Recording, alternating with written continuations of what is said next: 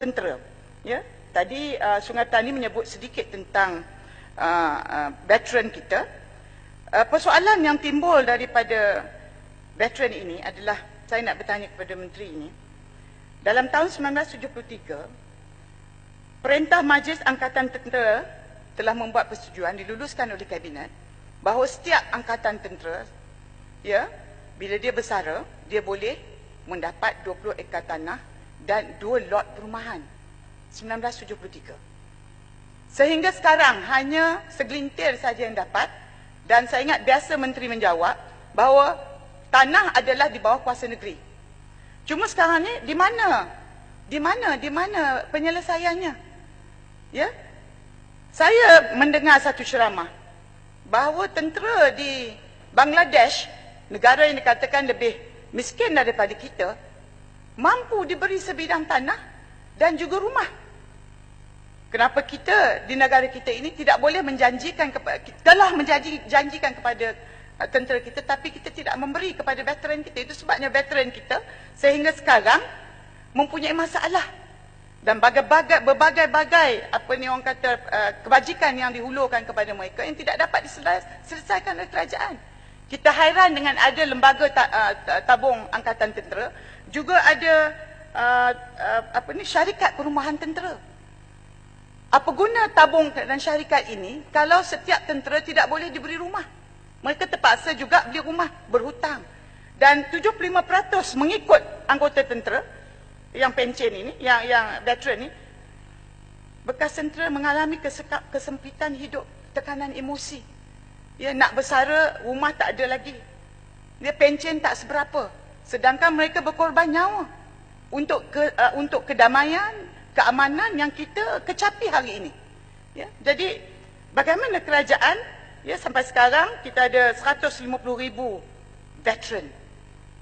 Tidak bolehkah kerajaan memenuhi janji yang diberi pada 1973? Dan kalau tak boleh beri, tarik keluar, cerita pada mereka, jangan diberi janji kosong. Kalau betul tanah bukan bawah kuasa kerajaan persekutuan, mengapa dijanjikan pada awalnya? Mengapa tidak ada negosiasi ataupun perundingan dengan kerajaan-kerajaan negeri apabila veteran ini balik kampung, mereka ada tanah untuk mendirikan rumah? Kita tidak minta untuk diri kita, kita minta untuk mereka kerana mereka bertanggungjawab melindungi negara kita. Jadi, saya tak faham, sampai hari ini saya tak faham kenapa kita tubuh lembaga tabung angkatan tentera. Adakah hanya untuk memberi kerja besar-besar ini kepada bekas-bekas jeneral, bekas-bekas orang yang berpangkat tinggi, tetapi angkatan tentera dengan lain-lain pangkatnya itu seperti pemindah sedekah selepas mereka pencen, veteran ini. Dan setelah dilatih untuk mentaati perintah selama 20 tahun dan lebih, mereka keluar dan mereka diharapkan untuk memulakan perniagaan sendiri, pekerjaan sendiri, berusaha sendiri. Mereka mungkin tidak boleh fikir macam kita yang selama ini bebas, kerana mereka dulu command and do, komando. Bagi perintah buat, bagi perintah buat. Tapi sekarang nak mula perniagaan, nak buat network dan sebagainya, ini adalah satu perkara yang tak semua orang boleh buat. Mungkin kita boleh ambil beberapa orang yang berjaya di kalangan veteran, tetapi secara umumnya mereka tidak mampu untuk memulakan satu kerjaya baru, untuk memajukan diri mereka, sedangkan mereka sudah sampai ke satu umur 40 tahun ke atas yang tidak mungkin susah nak belajar benda baru. Ini kita perlu perlu kita beri. Saya ingat tidak ada bantahan sekiranya kerajaan memberi satu buah rumah percuma kepada mereka, walaupun gaji mereka rendah.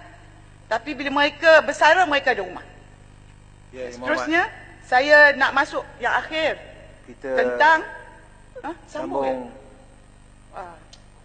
Okey, saya ingat lagi 5 minit. Kita